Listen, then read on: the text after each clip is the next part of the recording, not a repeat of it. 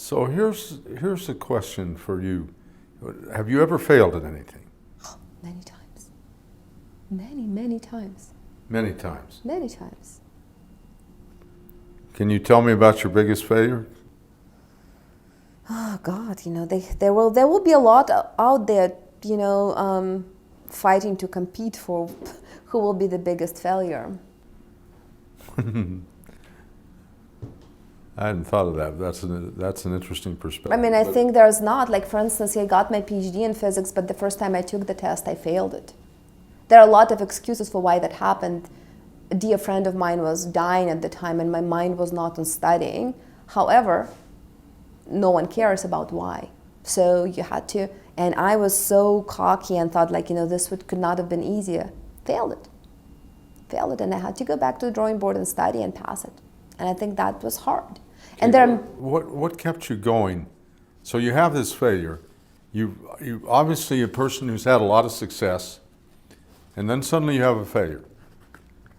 How did you get back on top of that? What drove you? A lot of people would have said, I think I'll find a pleasant job and go lie on a beach somewhere and see if I can get by. Wow. Truthfully, the answer to that question would be very different on any given day, and it is crazy hard. And absolutely, when you recover from failure, for me, there are moments when it's really, really easy to say, oh, the easier path. However, one is I'm very competitive and stubborn. Number two, I believe in what I'm here to do. And number three, I think I like the journey. And those three things forced me to get up. Plus, I was really blessed to have people around me who believe in who I am and will remind me when I'm at the lowest of the low that there were victories and there are things that I could build on and I could go forward and persevere.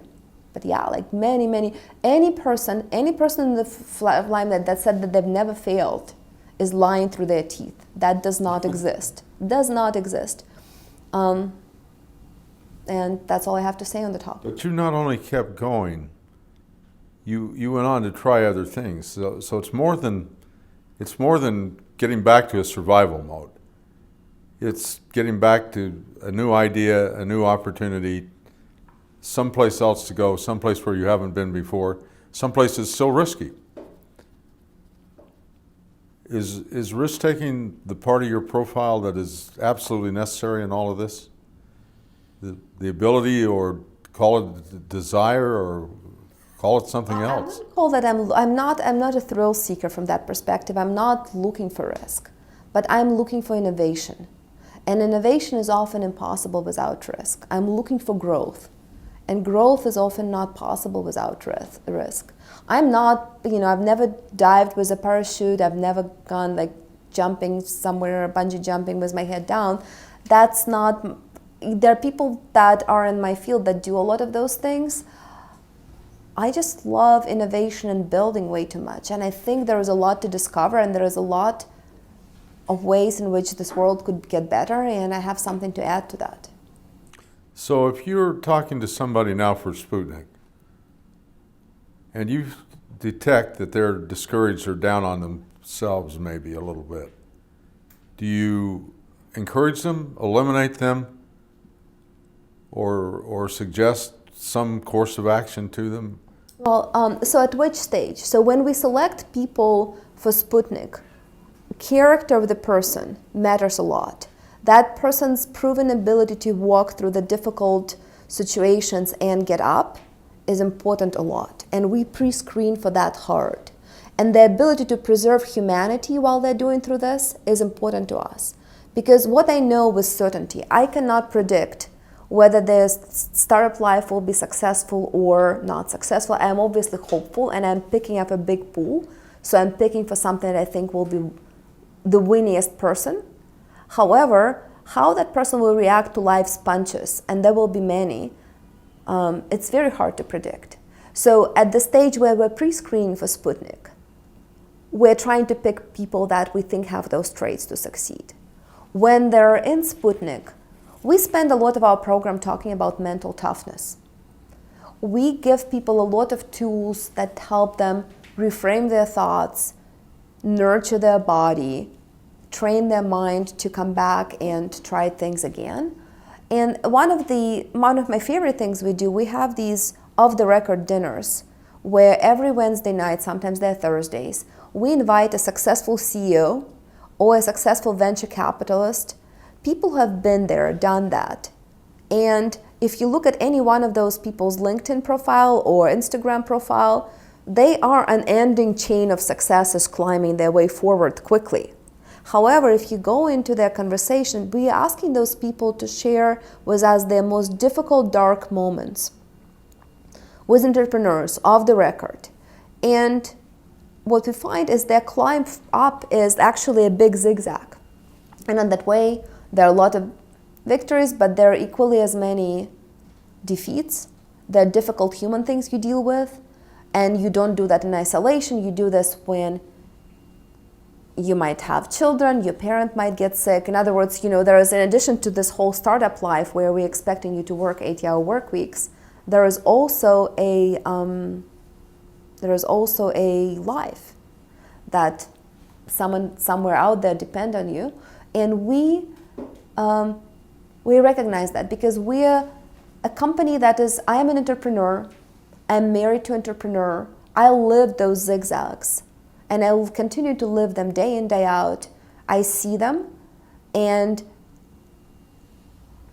I could share that experience, I'd highlight those parts, and I also could equip entrepreneurs in Sputnik cohort with the tools that were helpful to me, that were helpful to people I know, that were helpful to people out there in the universe, and remind them to go back to their true selves. And that is an important part of it, because very often, the newspaper reasons while the startup fails would have to do with the market, with the product, with etc. But the real reasons often have to do with the founder was ready to quit, and he or she did. It was one blow too many. So what's interesting about this is that, you tell me if I'm wrong about this, I don't detect that you're attracted to the money as much as the success. However, money's just a way, I guess, one way to define success, but not the only way. But I don't think you're motivated by money. I think you do this whether you made money or not. Am I wrong about that? That's a difficult question to say, because I'm probably more addicted to success in this one, but success is measured by money. Show me an investor that is successful without making money. Those don't exist. That's one of the beautiful things about the capitalism. Money is not the only measure in which you measure how quickly you move in the journey, but that is a pretty true measure. And the startups we are creating, they will be successful if they get a lot of customers and if they make money. And by definition, what I like about my position is I only make money if the companies I invest in make money. There's no other way. So from the time I write my first check, they and myself, we're in the same boat. If my companies don't make money, there is no way for me to make money. And that part I really like. But I would not say I'm not motivated by money. Money is an objective measure of success in my industry. And I want to make a lot of it, but not at any cost. So just to put a cap on this part of the discussion, which is really the part where we all get to know you. Let's suppose that Sputnik really succeeds. It will. It will, you said it will, you heard her say. Let's suppose that turns out to be correct. Are you done then, or are you just getting started? How much is enough? How much is too much? What's the ultimate vision for Oksana? I mean, Sputnik is early in its journey, so it's very hard for anyone, including myself, to look and I think it's an 8 to 10 year journey, and I make everything in my power for it to succeed. But when it's done, I think there will be another project for me to tackle. It may be Sputnik 2, it may be something else. I don't know what is the ultimate vision as in the outcome, because that's harder to define. But my mission in life and is to make people succeed by elevating them to a trajectory in life that is higher than where they originally started. And in the context of Sputnik, that would make the companies that maybe would be growing like this, to have them grow like this. And I'm happy to partake in the rewards of that journey, but the journey and the quest for that growth and the quest for that elevation is why I am waking up every morning and showing up for work. You have an interesting perspective, but I think one that millions of people need to understand who are somewhere else and don't really have a clear track as where they want to go to. I think you have a vision for yourself, but it seems to me that vision is never complete and probably never going to be complete. Most good visions are like that. Like, you don't know how big the world you don't know how big the world until you end to the edge of it and you see how it expands in front of you. But it doesn't mean I could not be content. There are a lot of things in my life that make my life happy and complete. But that quest and that growth is a lot, like, they're fundamentally what makes life fun. And I would do my very best to preserve those in my life. I suspect we will never see you lying on a beach. You would see me lying on the beach, but not for a very long time.